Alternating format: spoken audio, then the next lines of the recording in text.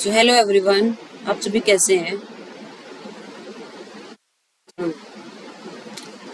तो हमने लास्ट अपने सेशन में हमने 5 सवाल के बारे में पढ़ा था। वो 5 क्वेश्चन उनका हम आज विचार करते हैं। आज हम उनके बारे में डिस्कस करेंगे। सबसे पहला है, आपकी पहली प्राथमिकता क्या है। असली सवाल यह था, आप आज मेरे नेटवर्क मार्केटिंग बिजनेस में क्यों शामिल होना चाहते हैं। रे ने कहा कि उनका प्राथमिक प्रेरणा घटक आर्थिक स्वतंत्रता था, इसलिए वे दोनों शामिल होंगे। सेकंड, आपने इसी को क्यों चुना। यह सवाल दरअसल यह पूछता है, आप इस कारण से क्यों शामिल होना चाहते हैं। उन दोनों ने स्पष्ट किया कि वे अपने घर का लोन चुकाना चाहते हैं, अपने बच्चों को अच्छी शिक्षा देना चाहते हैं और पैसों की तंगी वाला जीवन नहीं जीना चाहते। यह आपके लिए महत्वपूर्ण क्यों है। यह सवाल पूछता है, फिर मुझे फिर से बताएं, आप इसी कारण से क्यों शामिल होना चाहते हैं। रे कहता है, जैसा मैंने कहा और फिर से अपनी बातें दोहराता हूँ और उन कारणों को बताता है जिनके लिए वह बिजनेस में आना चाहता है। रूथ भी और कई तरह देती है कि आर्थिक स्वतंत्रता उसके लिए पहले नंबर का कारण क्यों है, जिसके लिए दोनों को इसमें शामिल होना चाहिए। उसके माता पिता को खर्च चलाने में मुश्किल आती थी और वह ऐसी परिस्थितियों में नहीं जीना चाहती थी। फोर्थ है, यदि आर्थिक स्वतंत्रता नहीं मिली तो उसके परिणाम क्या होंगे। यह सवाल दरअसल पूछता है, अगर आप शामिल नहीं होते हैं तो आपके साथ क्या होगा। अब वे दोनों रोमांचित हो जाते हैं। वे एंगी को बताते हैं कि वे अपने माता पिता की तरह तंगहाल जीवन नहीं जीना चाहते और वे नहीं चाहते कि उनके बच्चों को सिर्फ इसलिए अच्छी शिक्षा न मिल पाए क्योंकि उनके पास पर्याप्त पैसा नहीं था। इन परिणामों से आप चिंतित क्यों होते हैं। यह सवाल उनसे अपनी पहली प्राथमिकता को दोहराने का आग्रह करता है। वे दोनों उत्साहित हो जाते हैं। वे बार बार जोर देकर बताते हैं कि आर्थिक स्वतंत्रता उनके व्यवसाय में शामिल होने का पहला कारण क्यों था। ध्यान देने वाली बात यह है कि यह सब उन्होंने एंगी को बताया, एंगी ने उन्हें नहीं बताया। एंगी ने उन्हें यही सब बातें ठीक इसी तरह बताई होती तो भी शायद उन्होंने बहानेबाजी की होती कि वे नेटवर्क मार्केटिंग बिजनेस में क्यों शामिल नहीं हो सकते। पर चूंकि उन्होंने खुद एंगी को अपने शामिल होने के कारण बताए थे, इसलिए वे कारण वास्तविक थे। इस साक्षात्कार के बाद एंगी ने उन्हें बताया कि योजना किस तरह कार्य करती है और इसके लाभकारी परिणामों का वर्णन करते समय उसने उन्हीं के शब्दों का प्रयोग किया। उसने उन्हें वे फायदे बताए जो उन्हें प्राप्त हो सकते थे और वे हानियां बताई जिनसे वे बच सकते थे। रे और रूथ की निगाह में यह उनके सपनों का बिल्कुल सही उत्तर था, क्योंकि वे अपने ही शब्दों को दूसरे के मुंह में से सुन रहे थे। अपने ही लक्ष्य और अपने ही डर जो एक प्रस्तावित व्यावसायिक योजना के रूप में प्रस्तुत किए गए थे, यह सब उनका ही था, एंगी का नहीं। किस तरह ब्रूनो ने एक सख्त चने को फोड़ा। ब्रूनो एक इंजीनियर था जो एक एसोसिएशन में दूसरे इंजीनियरों के साथ काम करता था, जिनमें जिम भी शामिल था। ब्रूनो ने 1 साल पहले नेटवर्क मार्केटिंग बिजनेस शुरू किया था और उसकी नज़र में यह भी इंजीनियरिंग के रोजमर्रा के रूटीन से बाहर निकलने का बढ़िया अवसर था। उसे बड़े चीज की तलाश थी। ब्रूनो ने जिम से कई बार व्यावसायिक अवसर का जिक्र किया था, पर हर बार उसे ठंडी प्रतिक्रिया मिली थी।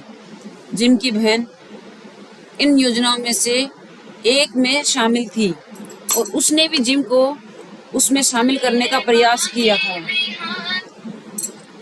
पर जिम ने कोई रुचि नहीं ली थी क्योंकि वह अपने आप को एक इंजीनियर मानता था, सेल्समैन नहीं, और वह अपने दोस्तों को परेशान नहीं करना चाहता था। एक शाम कॉफी पीते पीते ब्रूनो ने सहजता से अपना नया बिजनेस कार्ड निकाला, जिसके पीछे प्राथमिकता प्रेरणा घटकों की सूची छपी हुई थी। जिम ने कार्ड देखा जिस पर ब्रूनो के नाम के नीचे नेटवर्किंग एंड डिस्ट्रीब्यूशन छपा हुआ था। ब्रूनो: जिम, क्या तुम जानते हो नेटवर्किंग का क्या मतलब होता है। जिम: हाँ, जैसा मैंने बताया था, मेरी बहन भी इसी बिजनेस में थी। यह एक तरह की पिरामिड योजना है ना। ब्रूनो: लीजिए मैं आपको बता देता हूँ। ब्रूनो ने बिजनेस कार्ड को पलटकर प्राथमिकता प्रेरणा घटकों की सूची जिम के सामने कर दी। ब्रूनो: आपकी पहली प्राथमिकता क्या होगी जिम। जिम: हाँ, मैं सोचता हूँ अपना स्वयं का बिजनेस और दूसरों को सहायता करना। ब्रूनो: आपने इन्हीं दोनों को क्यों चुना। जिम: मैं बिजनेस इसलिए शुरू करना चाहूँगा क्योंकि मैं इंजीनियरिंग की तकरीबन 20 साल से पिस रहा हूँ। अगर मैं नेटवर्किंग में शामिल होता हूँ तो इस प्रक्रिया में दूसरों की सहायता करना चाहूँगा।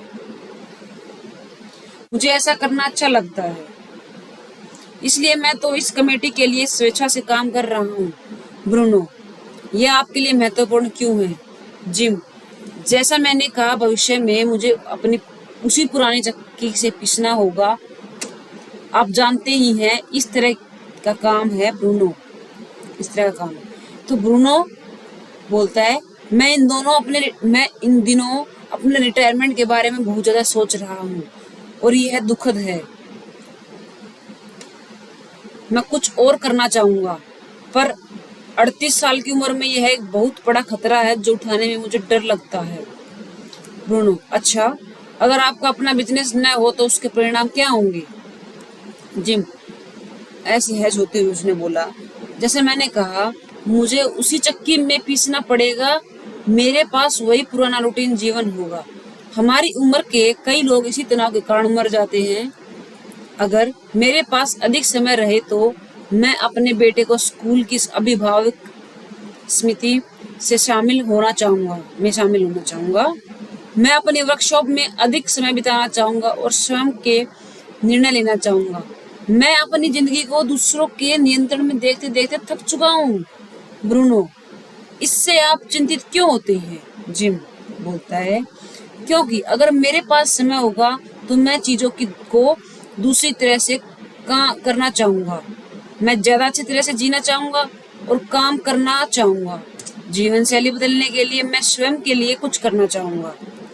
ब्रूनो कहता है, नेटवर्किंग बिजनेस बना ही इस तरह से है कि आपको यहाँ सब चीज़ें एक साथ मिल जाती है। यह आपको अधिक समय, अधिक स्वतंत्रता देता है, स्वयं का बिजनेस शुरू करने के तथा दूसरों की सहायता करने में के अवसर देता है, और वह भी नए करियर की शुरुआत के जोखिम के बिना। मैं अब आपको दिखाता हूँ कि इससे मुझे क्या लाभ हुए हैं। ब्रूनो 1 साल से अधिक समय से जिम को बिजनेस में शामिल करने का सफल प्रयास कर रहा था।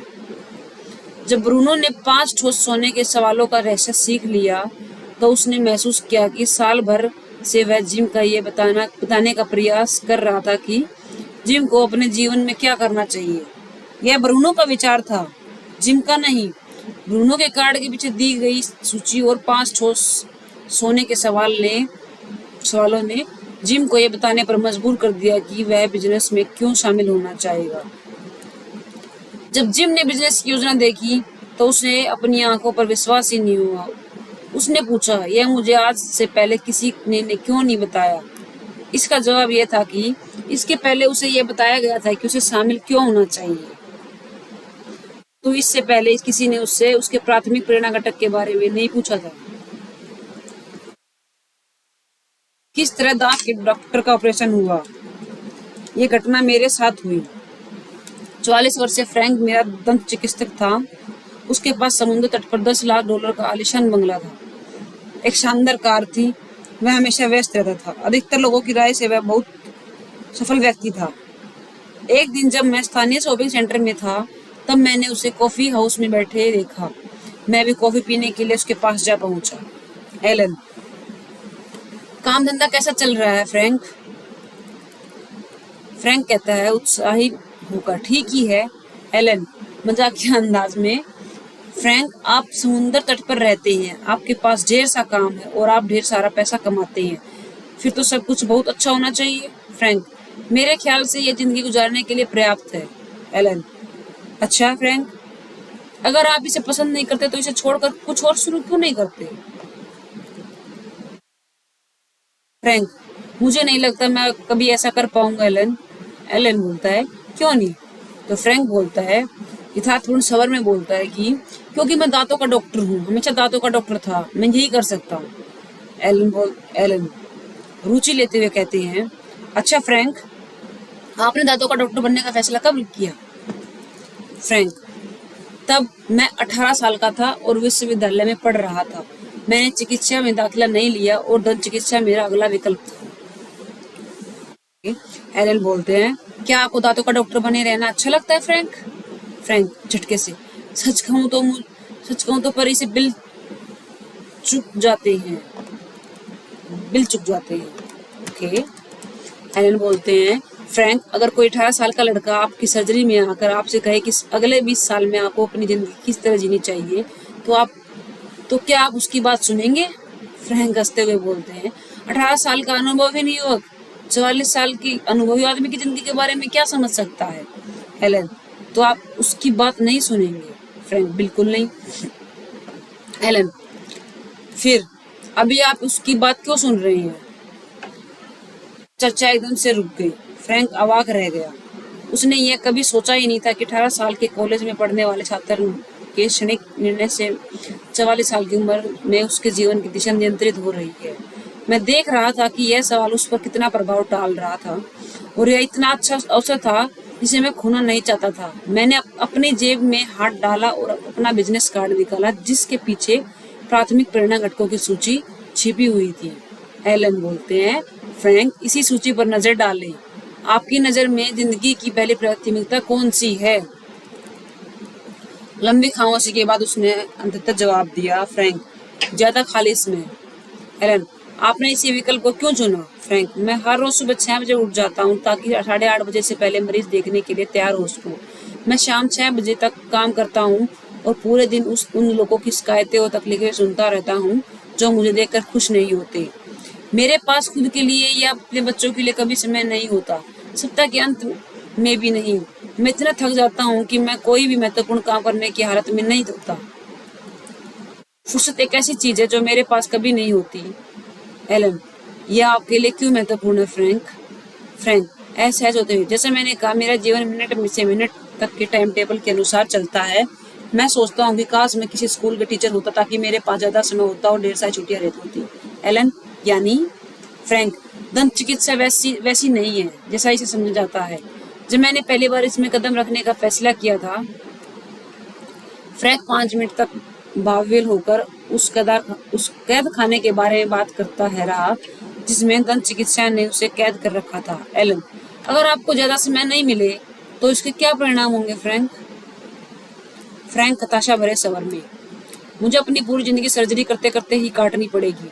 मेरे बच्चे बड़े हो रहे हैं और मेरे पास उनके लिए समय नहीं है।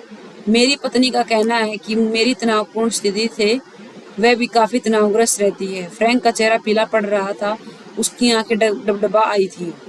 मुझे लगा कि वह फूट फूट कर रोने वाला है। 20 साल में पहली बार वह अपने दिमाग में मौजूद विचारों को शब्द में व्यक्त कर पा रहा था। एलन धीमे से, आप इससे चिंतित क्यों होते हैं? फ्रैंक ने कोई जवाब नहीं दिया। वह जवाब दे ही नहीं सकता था क्योंकि वह काफी चिंतित था। वह बस चुपचाप वहां बैठा रहा। मैंने ज्यादा जानकारी के लिए उस पर दबाव नहीं डाला क्योंकि मुझे नहीं लगता था कि वह इसे झेल पाएगा। इसके अलावा मुझे कॉर्नफ्लेक्स खरीदने चाहिए थी, न कि फ्रैंक की जिंदगी को बदलना चाहिए था। 3 महीने बाद मैं फ्रैंक से उसकी सर्जरी से मिलने गया। उसकी रिसेप्शनिस्ट ने मुझे बताया कि वे बाहर गए हुए थे। वे एक सोमवार को लौट कर आए थे और उन्होंने घोषणा की थी कि उनका एक दोस्त उनकी जगह चिकित्सा करेगा और वे कुछ छुट्टियां मनाने जा रहे हैं। किसी ने भी उन्हें 3 महीनों से नहीं देखा था। 1 साल बाद मैंने सुना कि फ्रैंक अमेरिका में कमीशन पर मोटर बेच रहा है और वह काफी खुश है। मैं आज भी नहीं जानता कि फ्रैंक कहाँ है या वह क्या कर रहा है, पर यहाँ जो कुछ हुआ वह इसलिए महत्वपूर्ण है क्योंकि वह यह बताता है कि यह तकनीक कितनी शक्तिशाली हो सकती है, किस तरह आप उन लोगों की जिंदगी बदल सकते हैं जिसकी आपको कतई उम्मीद नहीं होगी। हो सकता है कि कहीं पर फ्रैंक का नेटवर्क मार्केटिंग का बिजनेस हो, ऐसा ग्राहक जिसकी कोई प्राथमिकता ही न हो। कभी कभार आपको किसी ऐसे संभावित ग्राहक से पाला पड़ता है जिसकी कोई प्राथमिकता ही नहीं होती।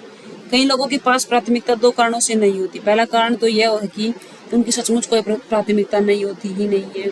नंबर 2 या नंबर 3 की प्राथमिकताएं भी नहीं होती। इस तरह के मामले में उन्हें धन्यवाद दें और अगले संभावित ग्राहक की खोज में चल दें। अपना समय ऐसे लोगों के साथ बर्बाद न करें जिनके पास कोई आशा, सपना या प्राथमिकता न हो। दूसरा कारण यह होता है कि वे प्राथमिकता चुनने में इसलिए भी डरे हुए हो सकते हैं क्योंकि उन्हें इसके अनुसार काम करने का मजबूर होना पड़ेगा।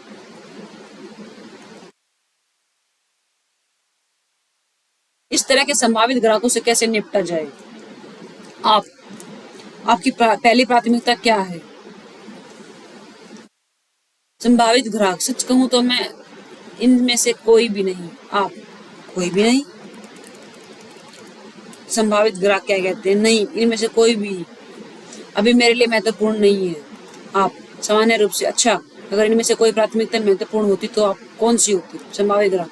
अगर कोई प्राथमिकता महत्वपूर्ण थी तो शायद आर्थिक स्वतंत्रता ही होती। आप आर्थिक स्वतंत्रता की क्यों?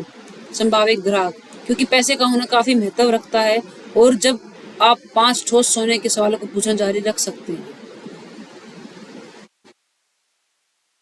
उनकी शक्ति, सवाल पूछने के बाद जब तक आपका संभावित ग्राहक अपना जवाब पूरा न दे दे, आप एकदम चुप रहें।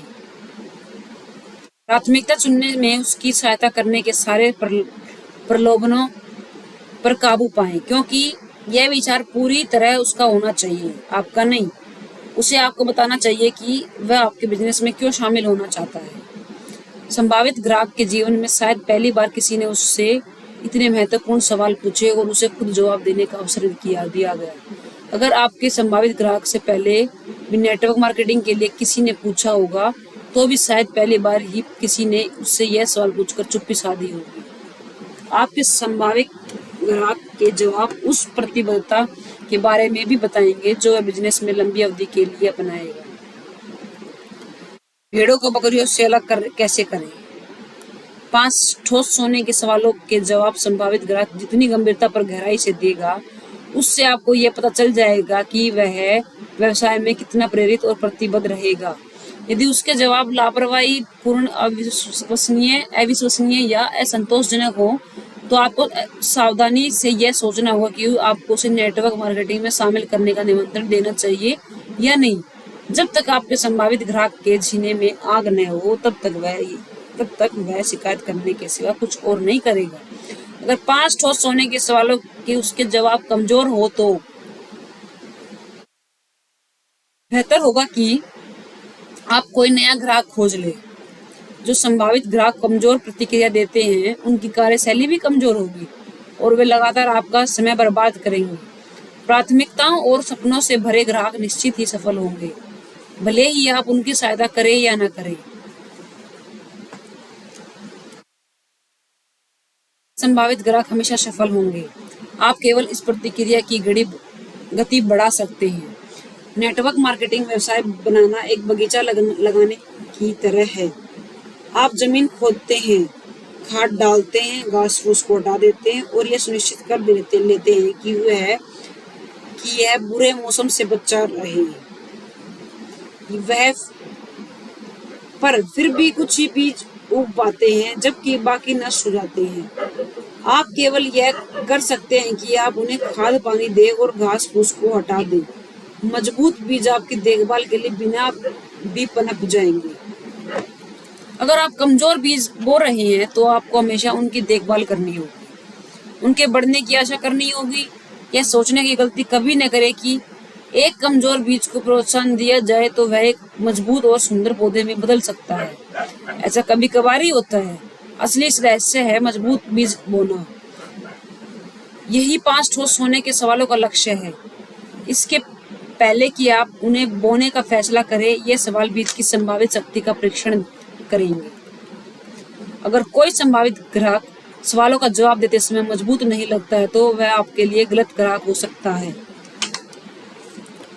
शायद उसका समय निर्धारण ही गलत हो, या वह आपके सामानों का खरीदार ही बन सकता हो। आप भले ही कितने भी संभावित ग्राहकों को प्रायोजित करें, आप पर अपना अधिकतर समय मजबूत बीजों को दें। तो आगे है समूह के साथ सूची का प्रयोग। थोड़े से अभ्यास के बाद आप देखेंगे कि आपने संभावित ग्राहक के समूह के सामने प्रस्तुत करने का आश्चर्यजनक तरीका खोज लिया है। आप या तो तैयार PMF सूची का इस्तेमाल कर सकते हैं, या समूह के लोगों से पूछ सकते हैं कि वे नेटवर्क मार्केटिंग समूह में क्यों शामिल होना चाहेंगे। तैयार सूची के साथ आप किसी से भी यह सवाल पूछ सकते हैं, आपकी पहली प्राथमिकता क्या है, और फिर रुक जाएं। इसी प्रक्रिया को दूसरे और तीसरे संभावित ग्राहक के साथ दोहराएं, और बहुत जल्दी आप पाएंगे कि पूरा समूह आपको बता रहा होगा कि वे इस बिजनेस में शामिल क्यों होना चाहते हैं। अगर आप प्रस्तुति के दौरान हाथ से वे सूची बनाना ज्यादा पसंद करते हो, तो प्राथमिकता बताने वाले हर व्यक्ति से आप पूछ सकते हैं, आपने इसी को क्यों चुना, और फिर सभी सवालों को एक एक करके पूछते जाएं। यह बड़ा मजेदार होगा। तब पूरा समूह एक दूसरे को बताएगा कि शामिल होना क्यों महत्वपूर्ण है, और इस दौरान आपको कुछ भी नहीं करना पड़ेगा, कुछ भी नहीं कहना पड़ेगा। मतलब आपको केवल अपना सिर हिलाते जाना और उनका उत्साह बढ़ाना है।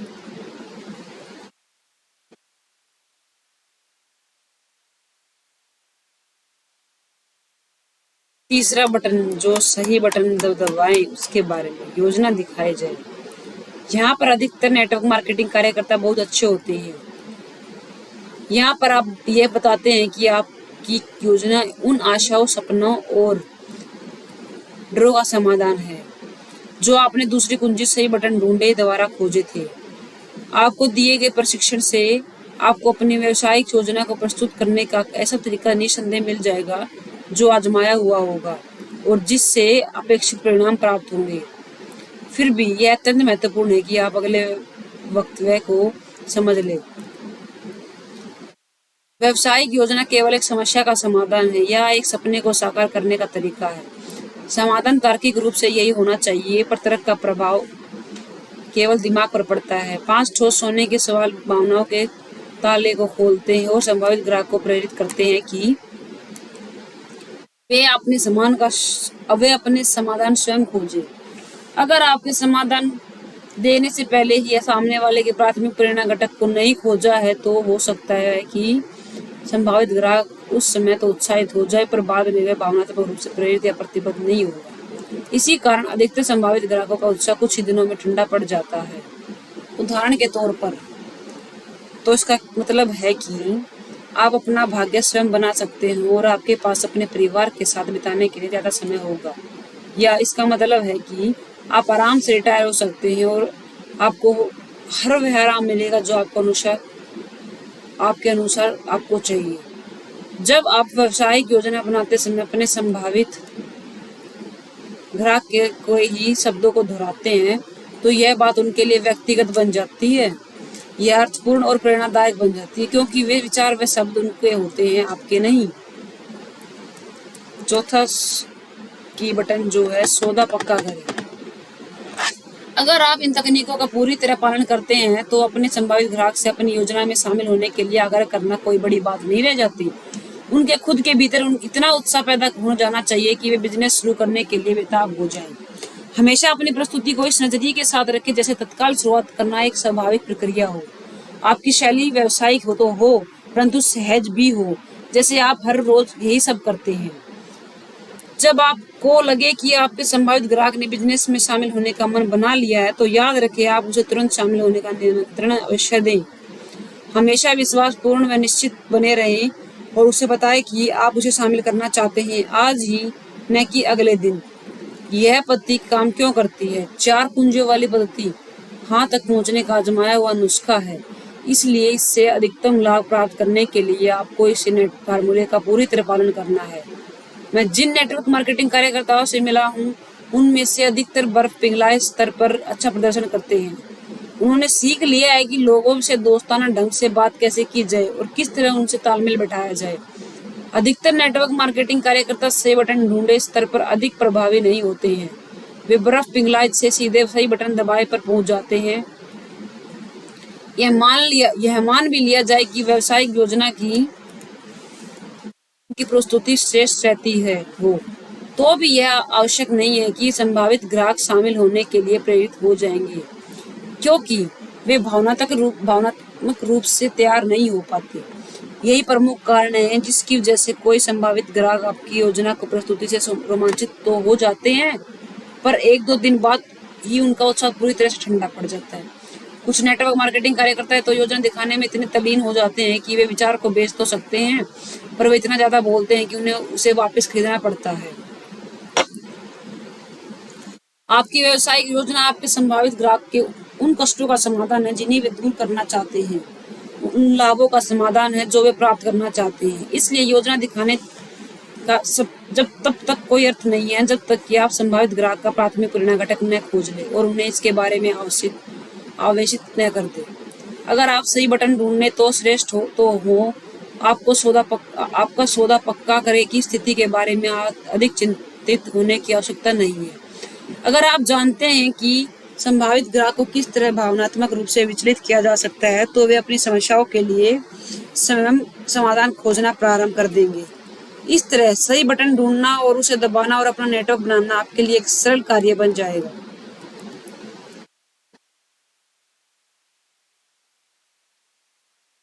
धन्यवाद।